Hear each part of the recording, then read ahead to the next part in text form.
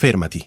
Chiudi per un secondo il software che stai utilizzando e chiediti: che cosa sto davvero per iniziare?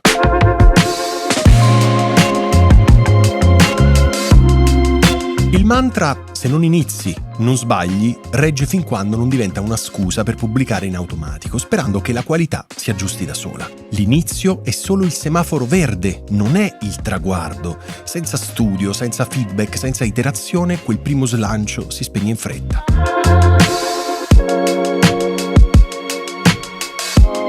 Marco compra un microfono decente, ma punta la webcam verso la finestra controluce. Il risultato? La sua voce è ok, ma la faccia invece è in ombra. Non rivede mai la registrazione, non testa l'esposizione e dopo 3 episodi le views stagnano. Forse YouTube penalizza i podcast? No Marco, è la luce. Giulia registra in 4K, apre Final Cut e piazza un taglio ogni 10 minuti, perché così è più genuino. L'algoritmo le mostra i grafici della ritenzione e il pubblico è dimezzato dal minuto 2.30. Giulia scrolla i dati e si convince che i podcast non funzionano in Italia. In realtà non ha mai studiato jump cut, capitoli, hook visivi, eccetera. Paolo vuole il suono radiofonico, alza il gain, in pre comprime a morte e normalizza a -3 lufs. L'audio bombarda le cuffie e la gente scappa. Nessuna prova in cuffia, nessun A/B test con podcast noti. Paolo archivia la serie dopo l'episodio numero 4. Il pubblico non è pronto. No, Paolo, le tue orecchie non sono allenate. Pubblicare alla cieca è come mettere la camera totalmente in auto e aspettarsi delle immagini da cinema. Magari ti va bene una volta, poi il giorno in cui il cielo è nuvoloso rivela tutti i limiti. La frustrazione non nasce dalla mancanza di talento, ma dall'assenza di un processo di miglioramento.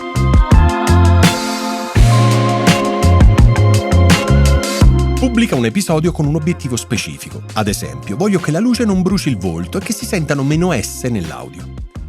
15 minuti di tutorial soltanto su illuminazione a 3 punti ed ESR su Reaper. Guarda, prendi appunti e applica.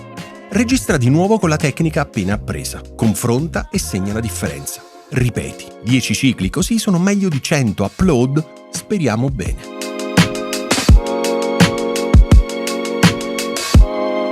Metti in pausa il video di un creator che ammiri ogni 30 secondi e segna cambio di inquadratura, taglio su zoom in, overlay di testo, beat musicale, poi chiediti perché avviene proprio lì.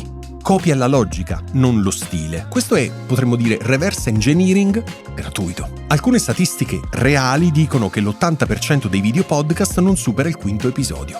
E oltre la metà dei canali YouTube muore con meno di 20 video. La causa? Nessun sistema di apprendimento dopo l'entusiasmo iniziale.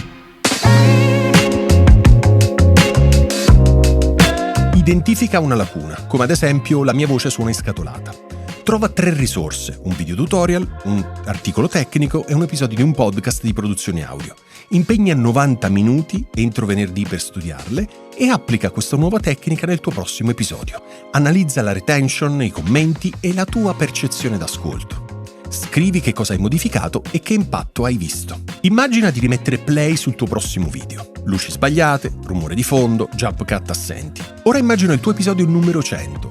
Colori coerenti, intro che aggancia il pubblico in 5 secondi, audio vellutato, grafici di retention molto alti. Quella distanza è fatta di micro miglioramenti quotidiani.